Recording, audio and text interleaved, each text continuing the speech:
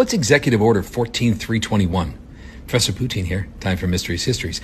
Nominally titled Ending Crime and Disorder on America's Streets. Sounds like a good thing. This is the executive order that's being used by the National Guard and ICE and police to sweep the homeless people off the streets in Washington, D.C. and maybe in Memphis and Chicago and St. Louis, wherever else the Trump administration decides to go. And you might be sitting there thinking, well, I'm not homeless, so I don't care.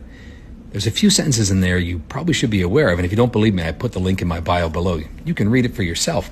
There is a sentence in there that authorizes the reversal of state and federal precedents against involuntary incarceration.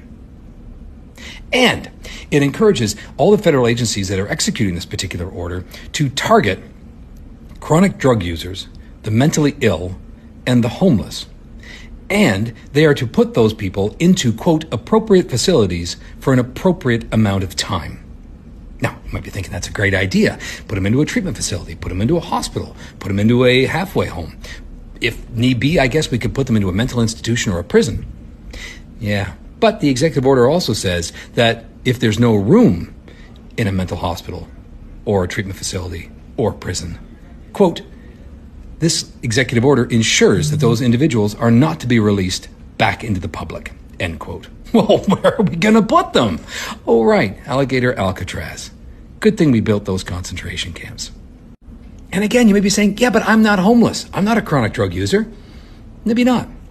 But have you ever sought treatment for alcohol addiction or any other addiction? Have you ever sought medical treatment for anxiety or depression, bipolar disorder, schizophrenia, any other mental illness? Know anybody that has? Because this executive order also authorizes the federal government to hand over the medical records of anybody who might be in need of, quote, involuntary incarceration, end quote. And just as an aside, ICE about a month ago received access to the medical records of all 79 million people on Medicaid. Nominally, this is to go after undocumented migrants, but since most undocumented migrants don't use Medicaid, what do you think ICE is searching those medical records for?